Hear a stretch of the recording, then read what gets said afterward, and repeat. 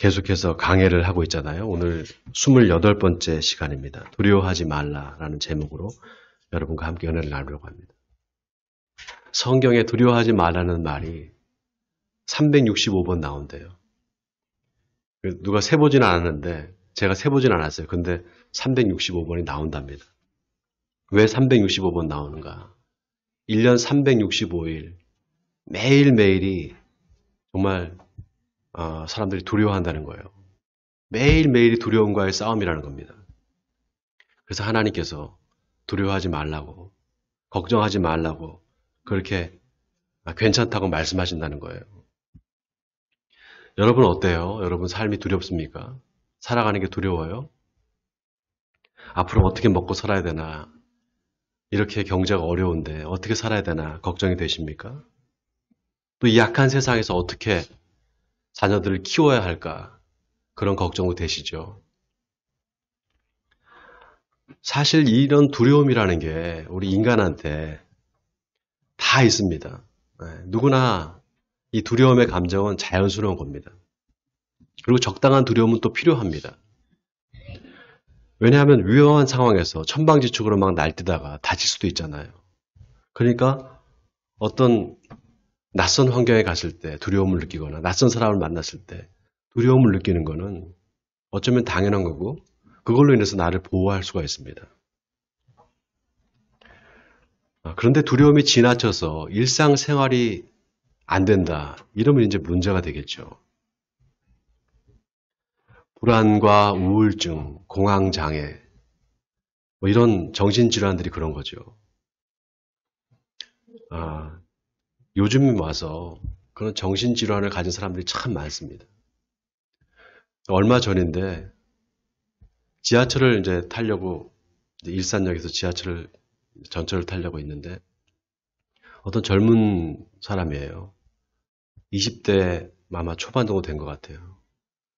그런데 갑자기 막 소리를 지르는 거예요. 막 소리를 지르면서 막 괴성을 지르면서 막 지나가는 겁니다. 그러니까 놀라잖아요. 사람들이.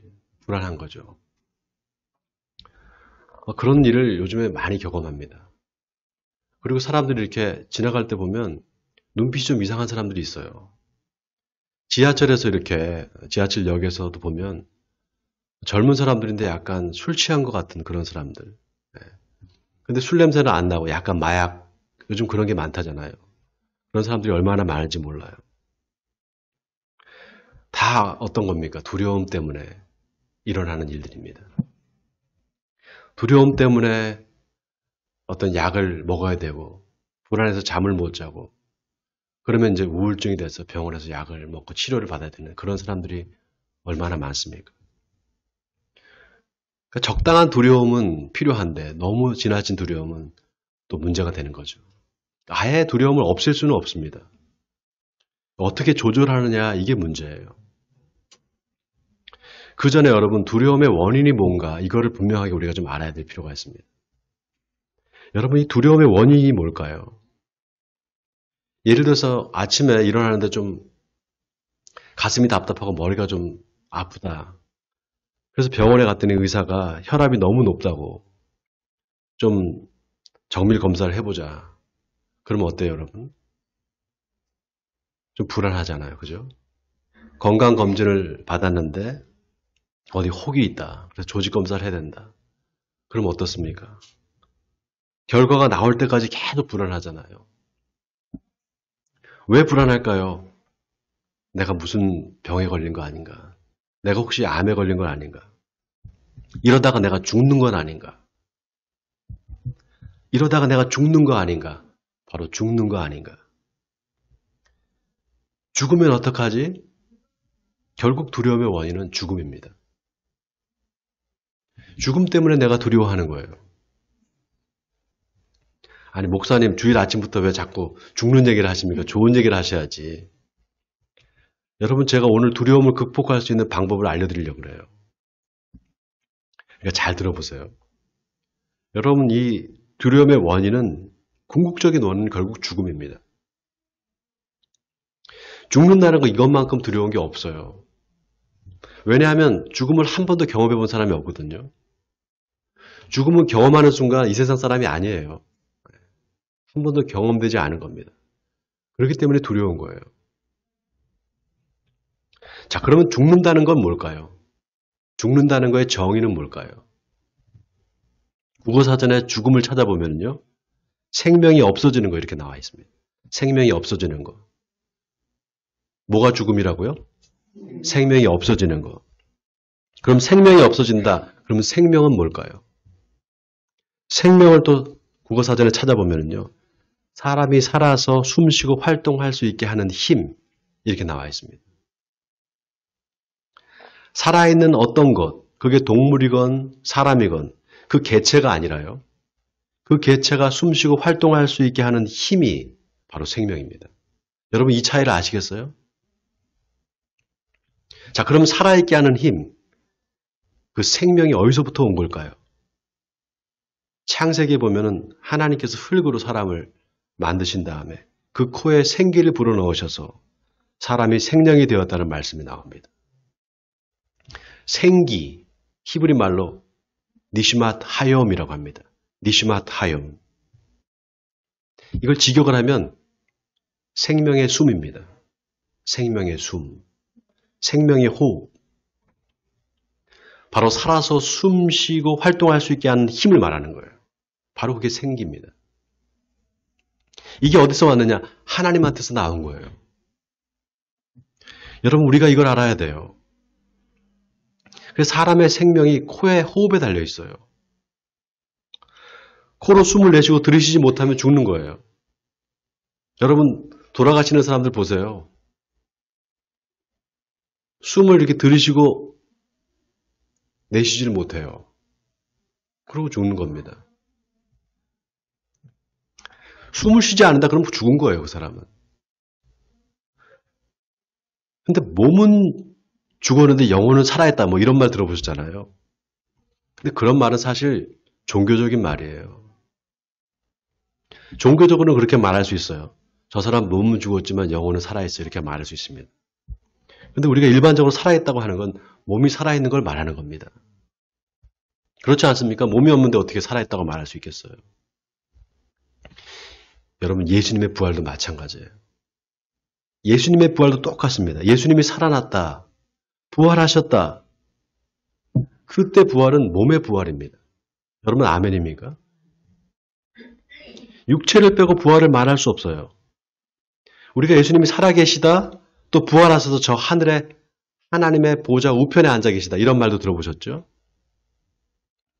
여러분 이 말이 저 우주 공간 어디에 하나님의 보좌가 있고 그 옆에 오른편에 예수님의 보좌가 있다 이런 뜻이 아닙니다. 보좌는 권위를 말하는 거예요. 또 우편 오른편 같은 말이죠. 오른편은 하나님의 공의와 정의를 말하는 겁니다. 그러니까 이게 우주 어디에 계시다는 말이 아니에요. 여러분 주님은 지금도 우리와 함께 계십니다. 아멘이십니까? 예수님이 살아계시다는 말을 우리가 어떻게 이해하고 받아들여야 되는가? 오늘 본문이 그걸 말해주고 있습니다. 자, 지난 시간에 오병이어의 기적에 대해서 설교를 했잖아요. 예수님이 기적을 일으키실 때 제자들이 가만히 보고 있었던 것이 아니라 함께 기적을 일으키는 사람이 됐습니다. 여러분 기억나세요? 너희가 먹을 것을 주라는 말이 그 뜻입니다. 자, 예수님과 제자들이 함께 오병이어의 기적을 일으키셨어요. 오병이어로 남자만 5,000명이 배불리 먹고 12광주리가 남았습니다. 그러니 어떻게 됐겠습니까? 사람들이 난리가 난 거예요. 아니 세상에 어떻게 이런 일이 있을 수 있을까? 오병이어로 5,000명, 그것도 남자만 5,000명이 어떻게 먹을 수 있는가 이게. 정말 기적이 일어난 거죠.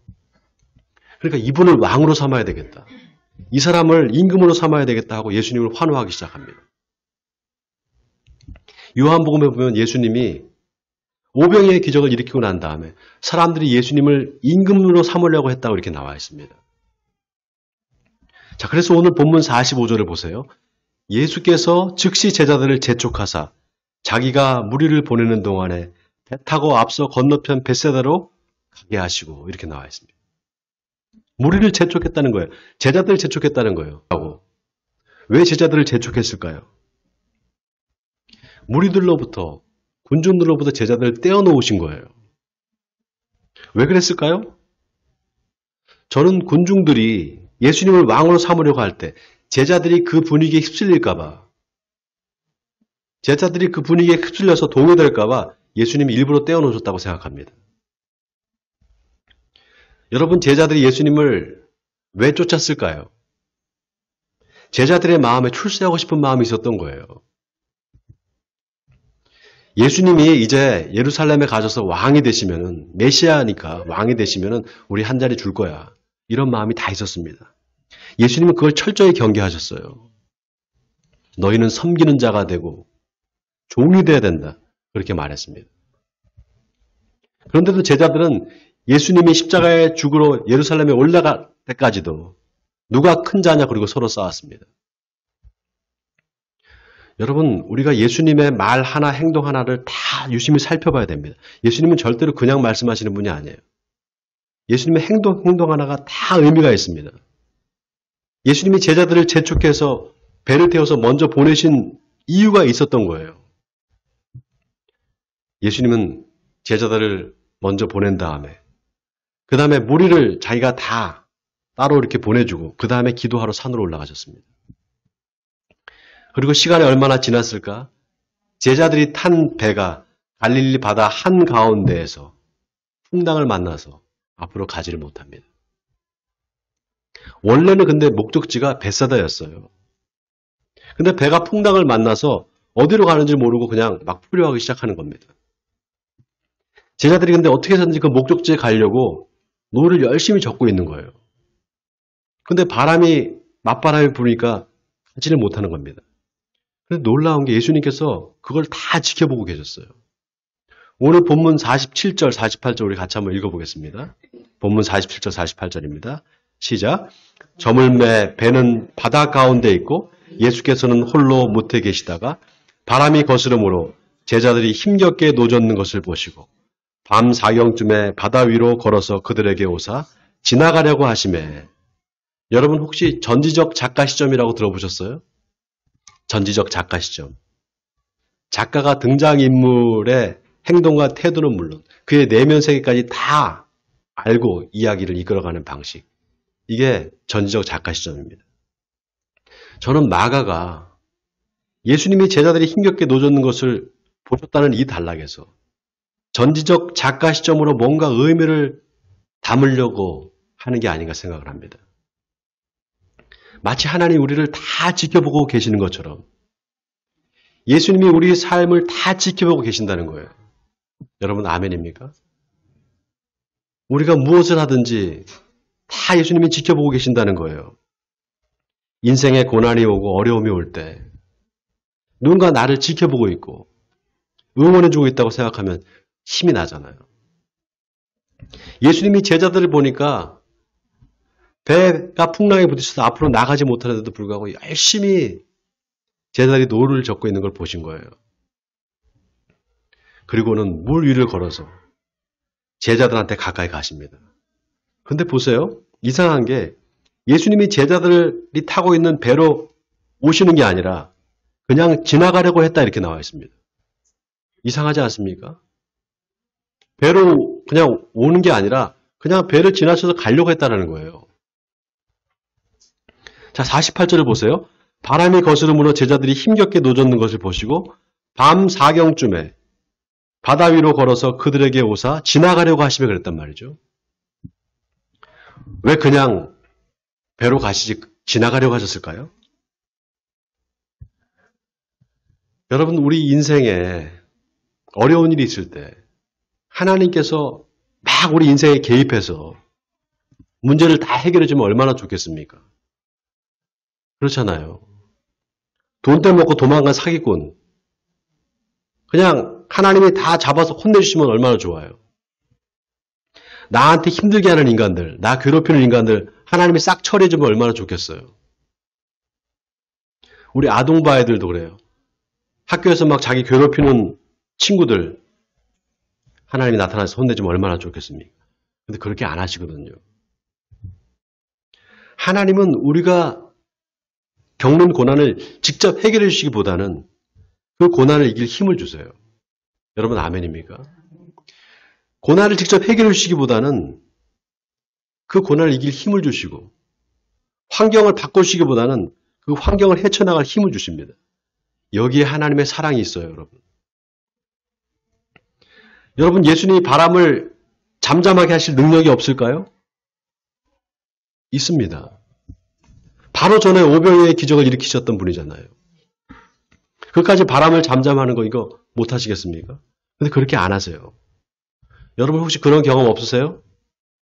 나를 에워싸고 있는 환경이 너무 힘든 거예요. 너무 어려운 거예요. 도저히 돌파구가 없어요.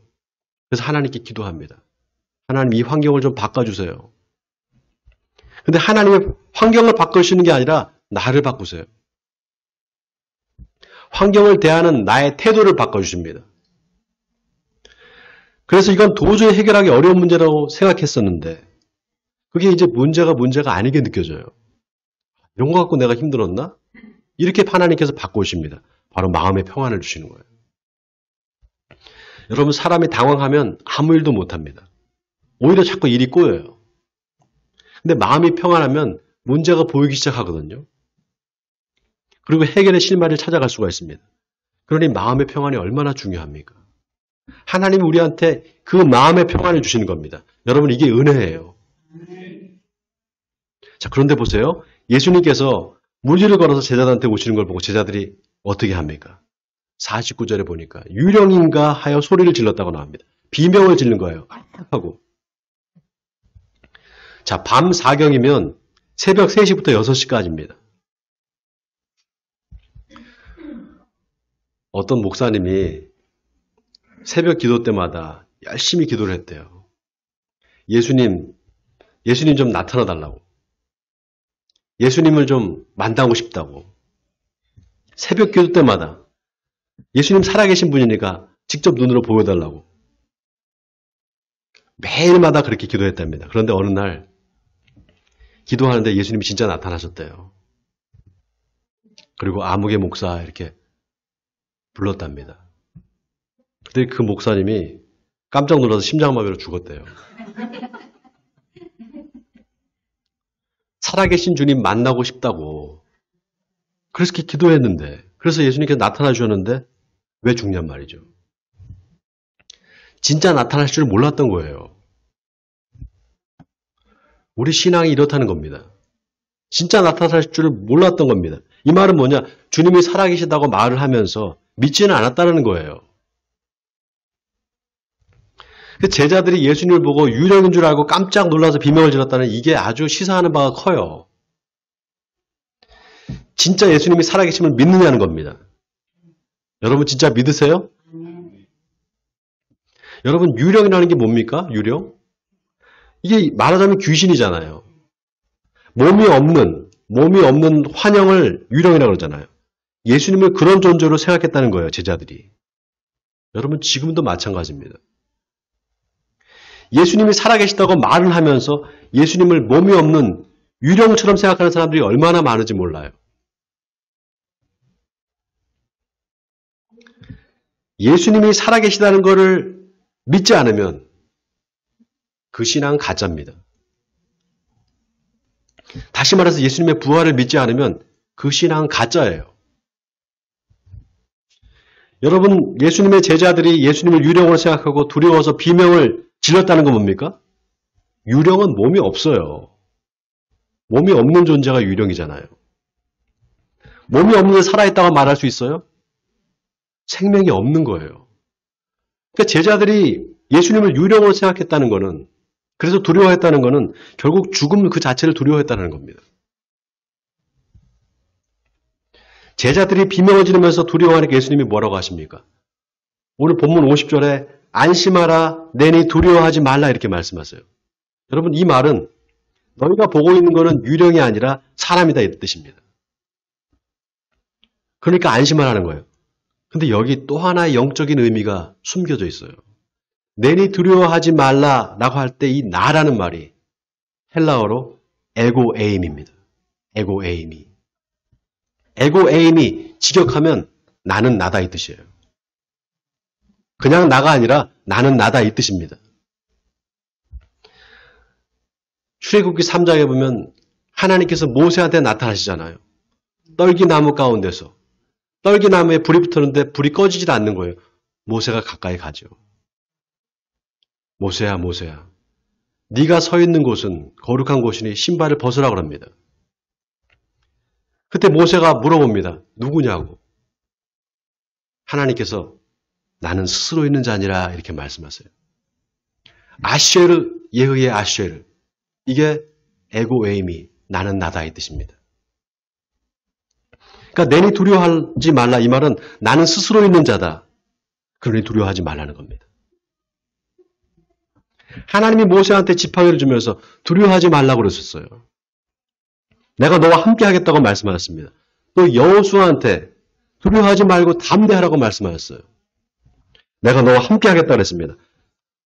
내가 너와 함께 할 테니까 두려워하지 마라. 여러분, 하나님은 언제나 우리와 함께 하시는 하나님이에요.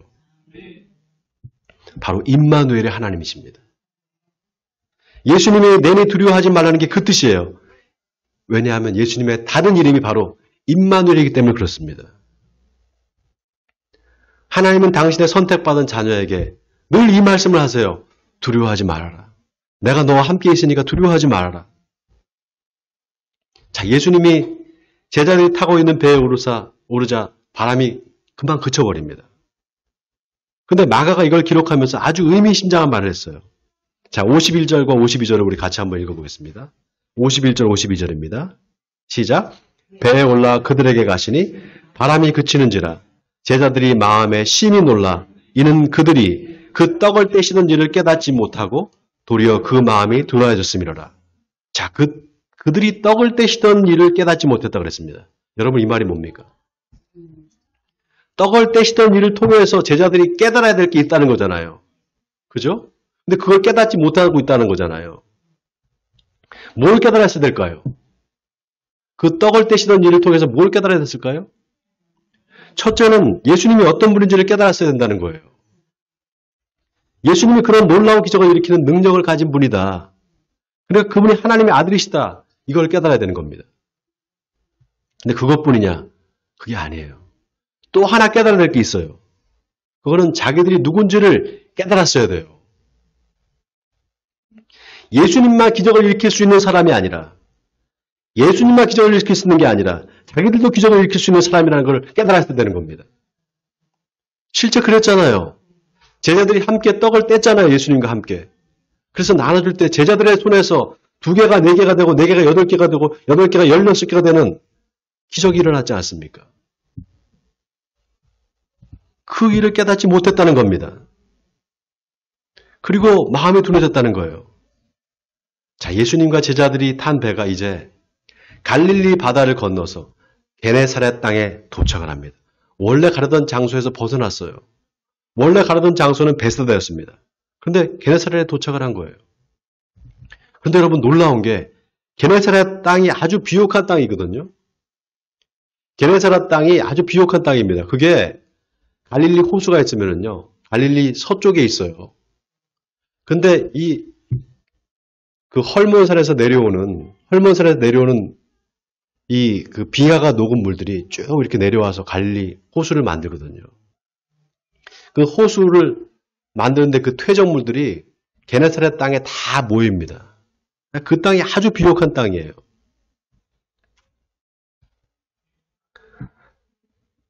갈릴리 호수를 게네사렛 호수라고 말하는 이유가 바로 거기 있어요. 말하자면 젖과 꿀이 흐르는 땅입니다. 더 놀라운 게 게네사렛 땅에 도착을 했는데 거기 사람들이 예수님이 누군지를 다 알고 있어요. 자, 오늘 본문 54절과 56절까지 우리 같이 한번 읽어보겠습니다. 한 목소리로. 54절부터 56절까지 시작. 배에서 내리니 사람들이 곧 예수신 줄을 알고 그 온 지방으로 달려 돌아다니며 예수께서 어디 계시다는 말을 듣는 대로 병든 자를 침상채로 메고 나오니 아무데나 예수께서 들어가시는 지방이나 도시나 마을에서 병자를 시장에 두고 예수께 그의 옷가에라도 손을 대게 하시기를 간구하니 손을 대는 자는 다 성함을 얻으니라. 여러분 이거 놀랍지 않습니까? 게네사렛 사람들이 예수님인지를 금방 알아봤어요. 그리고는 어떻게 합니까? 온 지방으로 달려서 돌아다니면서 예수님이 어디 계시다는 말을 듣는 대로 병든 자를 침상채로 내고 나왔다는 거예요. 여러분 이게 무슨 상황인가 하면은요. 예수님이 어디 계신지를 실시간으로 지금 자기들끼리 막 이렇게 보면서 커뮤니케이션 하면서 예수님이 오시는 가는 곳을 미리 예상하고 병든 자들 다 데리고 나왔다는 거예요. 예수님한테. 그런데 보세요. 병자를 침상채로 메고 나옵니다. 어디서 많이 보지 않았어요? 중풍병에 걸린 친구를 위해서 침상에다가 친구를 데리고 예수님이 계시는 곳까지 와서 지붕을 뜯어내고 그 침상을 내렸던 그 사람들 여러분 기억나시죠? 자, 또 보세요. 56절에 마을에서 병자를 시장에 데리고 나와서는 예수님의 옷가에라도 손을 대게 하시기를 구했다는 거예요. 뭐가 생각납니까? 예? 12의 혈루병 앓던 여인이 예수님의 옷자락에 손만 대도 나을 거라고 생각하고 예수님의 옷자락에 손을 대잖아요. 다 예수님이 그 믿음을 칭찬한 사람들이에요. 게네사렛 사람들이 다 그런 사람들이었다는 거예요.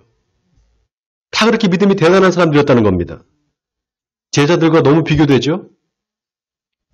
제자들은 예수님을 보고 유령인 줄 알고 막 비명을 지르는데 죽을까 봐 겁이 나서 두려워하는데 게네사렛 지방 사람들은 예수님의 옷만 만져도 병이 날 거라고 믿었던 겁니다. 더 놀라운 거는 자기가 아픈 것도 아니에요. 아픈 이웃을 데리고 나오는 겁니다. 자, 오늘 본문을 보세요. 온 지방으로 돌아다니며 그냥 가는 것도 아니에요. 막 달려서 다녔다는 거예요. 달려서. 달려 돌아다니며 예수께서 어디 계시다는 말을 듣는 대로 병자들을 침상채로 메고 나오니 그랬잖아요. 여러분 이게 뭘 말하는 겁니까? 이게 진짜 믿음이라는 거예요. 이게 진짜 믿음이라는 거예요. 내가 아픈 것도 아닌데 내 이웃의 아픔을 내 아픔으로 생각하는 거예요. 그냥 생각만 하는 게 아니라 적극적으로 예수님 앞으로 데리고 나오는 겁니다. 여러분 이게 진짜 신앙이에요. 예수님이 원하시는 신앙은 바로 이겁니다. 그런 의미에서 게네사렛 땅은 하나님 나라의 모형이에요. 하나님 나라의 모형입니다. 성경이 오늘 우리한테 이걸 이야기하는 겁니다. 한번 보라는 거예요. 여기 하나님의 나라가 있다는 겁니다. 바로 게네사렛 땅에 하나님의 나라가 임했다는 겁니다. 모든 사람들이 하나님의 말씀의 능력을 믿고 그 말씀이 자기 삶에 이루어지는 것을 바라고 믿는 그런 나라가 바로 여기 있다는 겁니다. 사랑하는 성도 여러분, 하나님의 나라는 우리가 죽어서 가는 나라가 아닙니다. 물론 우리가 죽으면 우리 영혼이 천국에 갑니다. 근데 그게 마지막 끝이 아니에요. 성경은 분명히 부활을 말합니다. 예수님께서 십자가에 죽고 3일 만에 부활하심으로 부활의 첫 열매가 되셨다 이렇게 이야기를 합니다. 첫 열매가 있으면 둘째 열매가 있고 셋째 열매가 있고 네 번째, 다섯 번째, 여섯 번째 열매가 있잖아요. 저와 여러분이 다 그 열매가 된다는 겁니다. 아멘입니까 여러분? 여러분 살아가는 게 두렵습니까? 언제 불행이 닥칠지 모르고 언제 무슨 나쁜 일이 일어날지 몰라서 두렵습니까? 두려워하지 마시기 바랍니다. 모든 사람들이 두려워하는 거 바로 그 궁극적으로 두려워하는 거 바로 죽음입니다. 그러나 우리가 두려워할 대상은 죽음이 아닙니다. 왜냐? 예수님이 죽음을 이기고 부활하셨기 때문입니다. 부활하신 주님은 지금도 살아계셔서 우리와 함께 계십니다. 언제까지 함께 계시는가? 영원히 우리와 함께 계신다고 약속하셨습니다. 그렇기 때문에 예수를 믿으면 죽어서 영생을 얻는 게 아닙니다. 예수를 믿는 그 순간 이미 영생을 얻은 겁니다. 왜냐하면 예수님은 영원한 생명이기 때문에 그렇습니다. 영원한 생명이 우리 안에 있는데 뭐가 두렵겠습니까? 우리는 죽어도 다시 살고 살아있을 때 예수님이 오시면 영원히 죽지 않을 것입니다. 그러니 두려워하지 마시기 바랍니다. 바라기는 영원한 생명이신 주님을 믿음으로 두려움을 이기시는 여러분 되시기 바랍니다. 그래서 이 세상에 살면서 하나님의 나라 천국을 살아가시는 저와 여러분 되시기를 주님의 이름으로 간절히 축원드립니다.